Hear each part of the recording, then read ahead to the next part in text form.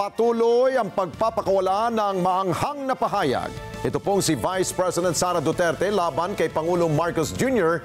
Katunayan, inakusahan ng pangalawang Pangulo si PBBM na hindi umano marunong maging presidente, kaya napag-iiwanan na ang maraming mga Pilipino.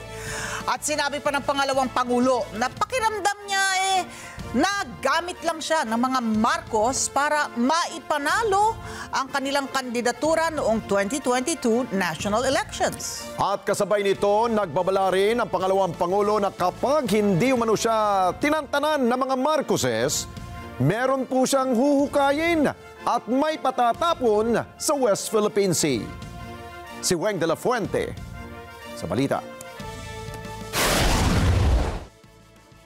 Hindi ko kasalanan that we are on this road to hell.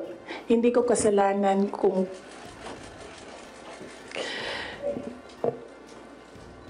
hindi marunong.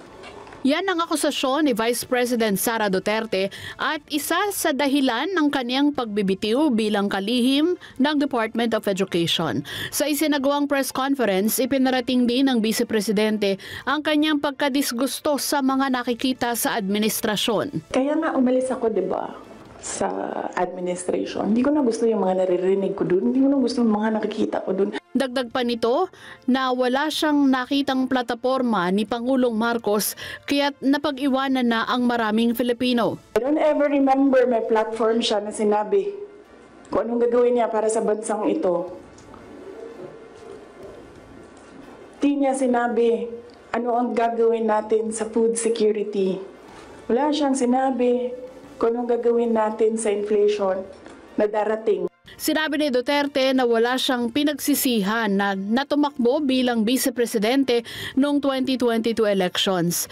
Gayunman, pakiramdam ni VP Sara na ginamit umano siya ng mga Marcos para manalo sa eleksyon. Kinumbinsian niya siya ni Senadora Amy Marcos dahil aminado itong matatalo sa Visayas kung hindi makukuha ang kanyang suporta. It was very straightforward. Now, it was all about winning, sinabi niya sa akin. Dahil sa patuloy na pag-init ng tensyon sa pagitan ng Pangulo at ni VP Sara, tahasang sinabi nito na ipahuhukay niya ang labi ni dating Pangulong Ferdinand Marcos Sr. para ipatapon sa West Philippine Sea. Ang kaniyang ama na si dating Pangulong Rodrigo Duterte ang nagpahintulot naman na mailibing sa libingan ng mga bayani ang nakatatandang Marcos noong 2017. Isang beses sinabihan ko talaga si Senator Amy.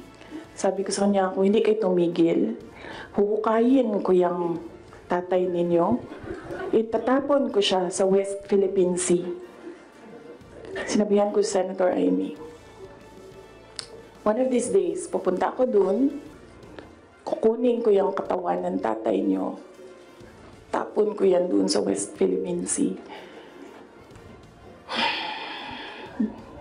I don't think sumagot siya. Weng de la Fuente para sa Mata ng Agila, matatag, matapang, matapat. Maraming salamat sa inyo pong pagsubaybay sa Mata ng Agila Primetime. Para malaman ang matatag, matapang at matapat na mga balita, i-follow lamang at mag-subscribe sa @Net25 TV.